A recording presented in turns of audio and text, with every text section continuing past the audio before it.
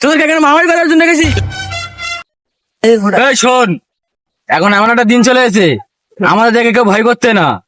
হ্যাঁ ওস্তাদ, আমরা যেখানে বসবাস করতাম সেখানে এখন ছেলেরা ফ্রি ফায়ার খেলে আর পানু দেখে। বুদ্ধি দে, মানুষের কিভাবে ভয় দেখানো যাবে। এখনকার মানুষের মধ্যে সবচেয়ে বেশি ভয় পায় মেয়েরা, তাই সবার প্রথম আরমানকে গার্লফ্রেন্ডকে তুলে নিয়ে আসতে হবে। তোর গার্লফ্রেন্ডে তো একটা ভাতার না, তোর গার্লফ্রেন্ড 8-10টা ভাতার, সেই সঙ্গে ঘরে থাকে না, সবসময় হোটেলেই থাকে। আমার গার্লফ্রেন্ড তুই কি করে জানিস? তোর গার্লফ্রেন্ডের কাছে আমি কতবার গিয়েছি।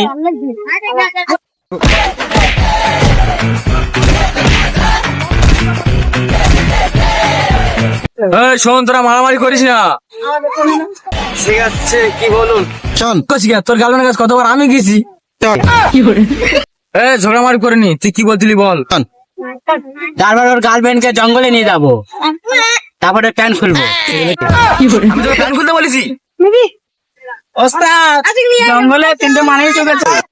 এবারে মানুষকে ভয় দেখানো নামে একটা প্রতিযোগিতা দেবো, যে জিততে পারবে তাকে এই উপহারটা দেবো, আর আমার এক্স গার্লফ্রেন্ডের নাম্বারটা দেবো।